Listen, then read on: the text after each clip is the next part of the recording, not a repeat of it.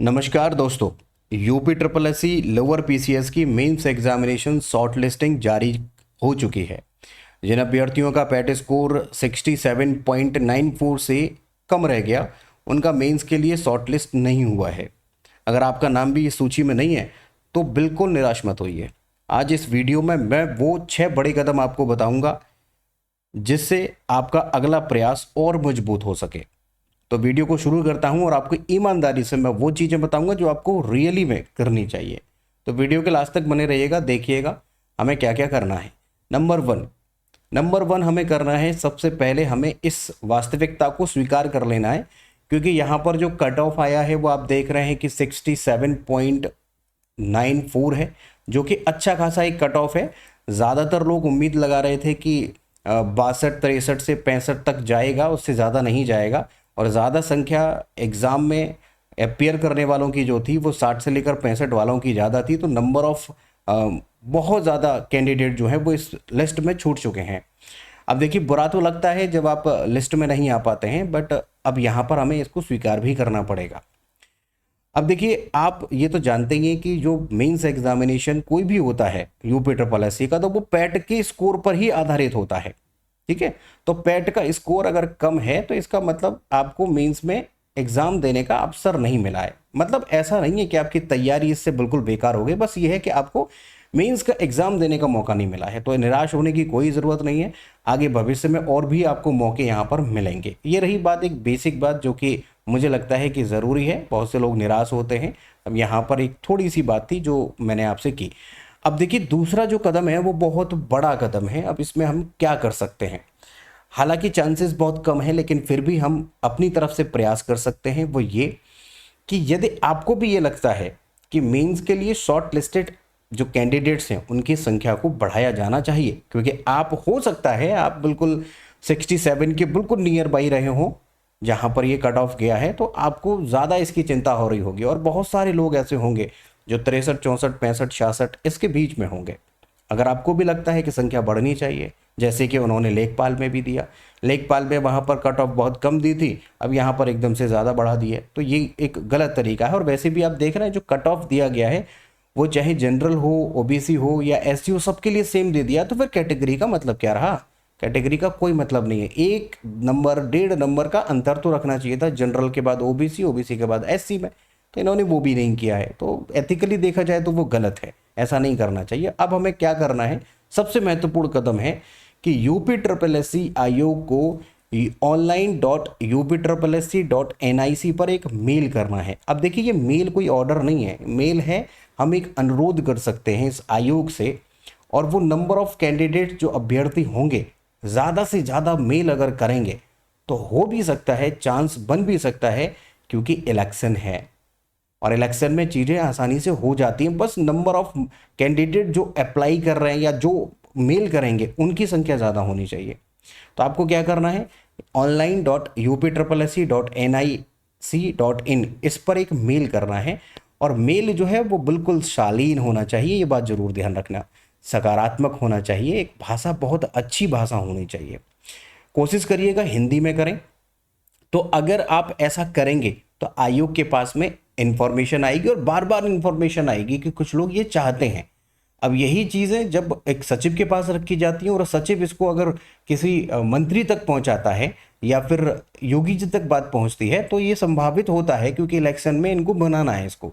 तो इलेक्शन की वजह से हो सकता है कि वो कट ऑफ डाउन कर दें, बट फिर भी चांसेस कम है। बट हम ये कोशिश कर सकते हैं, हमें पॉजिटिव रहना है। ठीक है, यहाँ पर एक बात मैं आपको बता दूं, अगर आपको नहीं पता कि आपको कैसे मेल करना है, क्या करना है, तो बस अपनी मेल आईडी पे कंपोज में जाकर, मैं टेलीग्राम चैनल पर एक पूरा डिस्क्रिप्शन लिख दूंगा जो मेल बॉक्स के लिए। अब वहाँ से आप उठाना, उसे कॉपी करना और सेम टू सेम पेस्ट करके ईमेल आईडी पर भेज देना। इतना करना बस। टेलीग्राम का लिंक डिस्क्रिप्शन में दे दिया, वहाँ से ज्वाइन करके उसको कॉपी कर लेना, मैं वहाँ पर डाल दूंगा।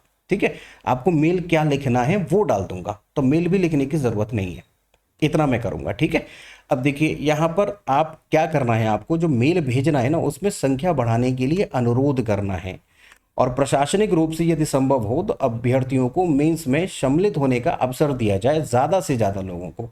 ठीक है, पहली और आखिरी बात मैं बता रहा हूँ, मेल के लिए आपको ये ज़रूर ध्यान रखना है कि आपके मेल की जो भाषा है वो बहुत शालीन होनी चाहिए, सकारात्मक भाषा होनी चाहिए, अनुरोध होना चाहिए।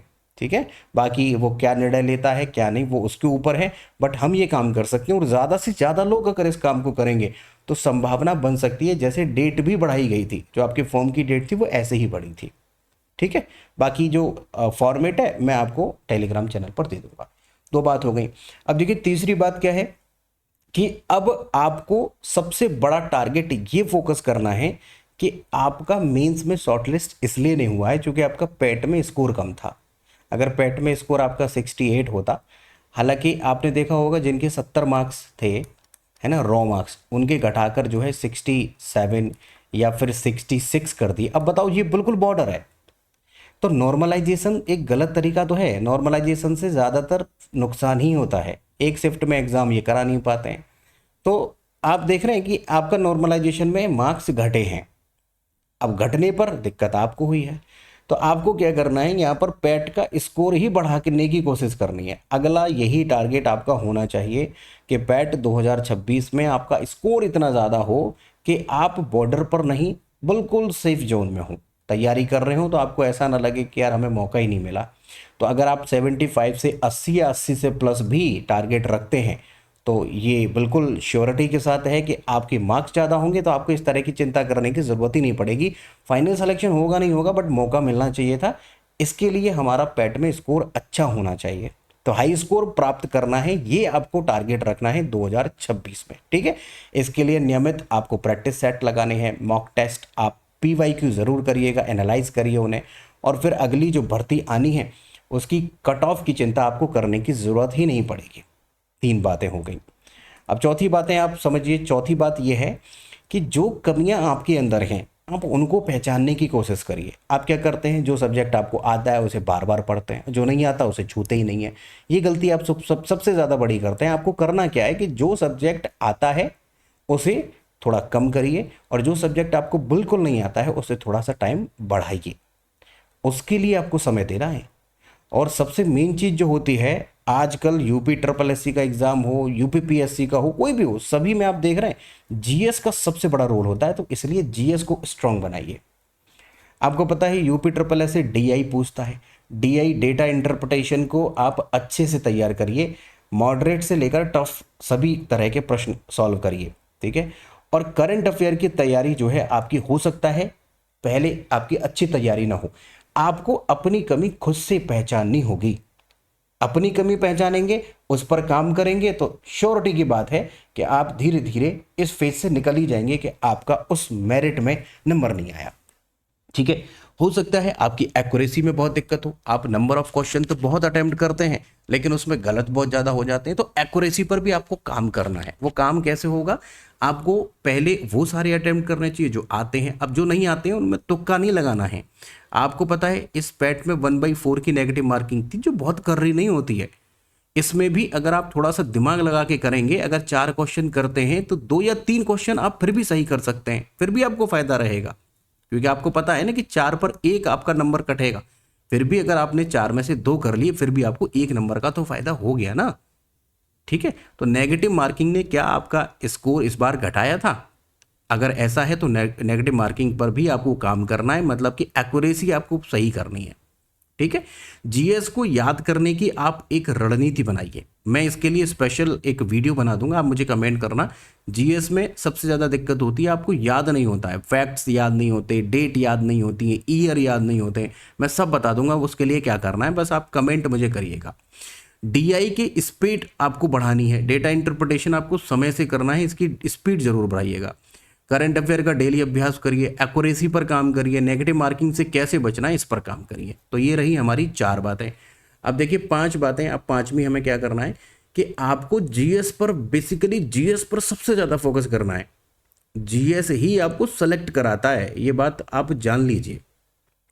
इस GS में आपको क्या क्या तैयार करना है, history, geography, Indian polity, economics, general science जिसमें फिजिक्स, केमिस्ट्री एंड बायोलॉजी तीनों पढ़ना है, इन्वायरमेंट एंड इकोलॉजी, कंप्यूटर का बहुत वेटेज है, UP स्पेशल आपको पढ़ना है, और करंट अफेयर पढ़ना है। करंट अफेयर डेली पढ़ा जाता है, डेली ही पढ़ने की आदत बनाइए।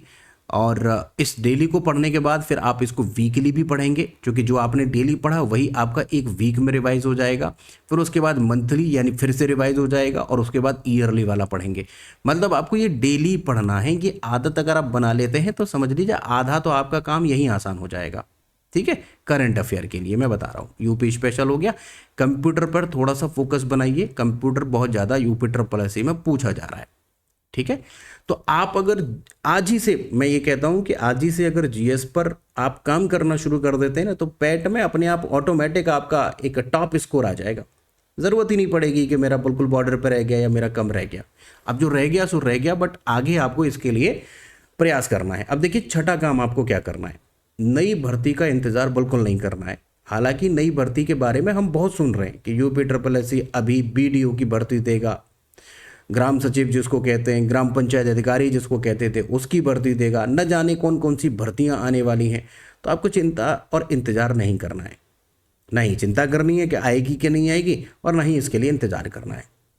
ठीक है, तो आप अगर भर्ती का इंतज़ार करेंगे मतलब आप इंतज़ार ही करेंगे, काम नहीं करेंगे। तो आपको क्या करना है, इंतज़ार नहीं करना है। बिना रुके अपनी तैयारी जो आप कर रहे थे इसको रेगुलर करते रहना है।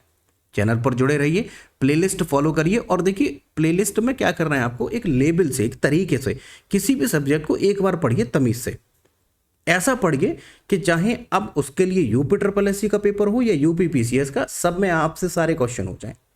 और ऐसे ही मैंने प्लेलिस्ट में करवाया है। चाहे इंडियन पॉलिटी देखें, इकोनॉमिक्स देखें, वही आता है। चाहे आप एसएससी में जाएं, यूपी ट्रिपल एससी में जाएं, या फिर यूपी पीसीएस में जाएं, या यूपी पुलिस का कोई एग्जाम, उस सब में वही एक ही सिलेबस है, वही सब्जेक्ट आता है। तो एक बार सब्जेक्ट को अच्छे से पकड़ बनाकर मजबूत बना लीजिए, यही काम आता है। ठीक है, बाकी आपको नियमित रूप से पढ़ाई करनी है, इसमें आपको रोकना नहीं है। यूपी ट्रिपल एससी नई भर्तियां जरूर आएंगी, और वो 2026 से आएंगी, बट इंतज़ार नहीं करना है। इसके साथ साथ अन्य प्रतियोगी परीक्षाओं की अगर आप तैयारी कर रहे हैं तो उन्हें फोकस करिए, इसको स्किप करिए और उसे आप शुरू करिए। आज से क्या काम करना है, रोजाना पढ़ाई करनी है, अब रोकनी नहीं है। अगर नहीं आया है, आ गया है तो बहुत अच्छी बात है। प्लेलिस्ट फॉलो करिए, प्रैक्टिस सेट लगाइए, सब करिए। ठीक है, तो बाकी समय जो है इसका मैनेजमेंट करना बहुत ज़रूरी है। समय का मैनेजमेंट करिए और प्रैक्टिस सेट लगाइए, मॉक टेस्ट दीजिए। कमजोरी जो आपकी है उन्हें आप खुद ही पहचान सकते हैं। डॉक्टर तभी इलाज कर पाता है जब उसको ये पता होता है कि आपको एक्चुअली बीमारी क्या है। उसी तरीके से आप अपनी जो कमी है उसे जानते हैं, तो आप अपनी कमी पर अपने आप काम करिए और निराश होने की आवश्यकता नहीं है। आत्मविश्वास और धैर्य बनाकर रखिए, हो सकता है इससे भी बेहतर जॉब आपको मिलने वाली हो। तो दोस्तों, अगर आपका नाम इस मेंस एग्ज़ाम की शॉर्ट लिस्टिंग में नहीं आया है तो इसे अपनी मंजिल का अंत मत समझिए। हो सकता है इस बार कुछ और अंकों से पीछे आप रह गए हों, कुछ अंकों से अभी रह गए हों, लेकिन अगली बार वही कुछ अंक आपके चयन कराने में पूरी एक रोल अदा करेंगे। मेहनत जारी रखिए, सही रणनीति अपनाइए और तैयारी को बीच में मत छोड़िएगा। याद रखिए, इस बार शॉर्ट लिस्टिंग से आप छूटे हैं, सपना आपका नहीं छूटा है। अगर आपका नाम इस बार मेंस शॉर्ट लिस्ट में नहीं आया है तो कमेंट में अपना पैट स्कोर ज़रूर लिखिएगा। और अगर आपको लगता है कि आयोग को मेंस के लिए अधिक अभ्यर्थियों को अवसर देने पर विचार करना चाहिए तो एक प्यारा सा मैसेज, शालीन भाषा में एक मैसेज जो है वो ज़रूर लिखिएगा, ईमेल करिएगा, फॉर्मेट में दे दूंगा, वहाँ से कॉपी पेस्ट कर सकते हैं। और वीडियो पसंद आया हो तो लाइक, शेयर एंड चैनल को सब्सक्राइब ज़रूर कर लीजिएगा। बाकी मिलते हैं नेक्स्ट इन्फॉर्मेटिव वीडियो में, तब तक अपना ध्यान रखें एंड गुड लक।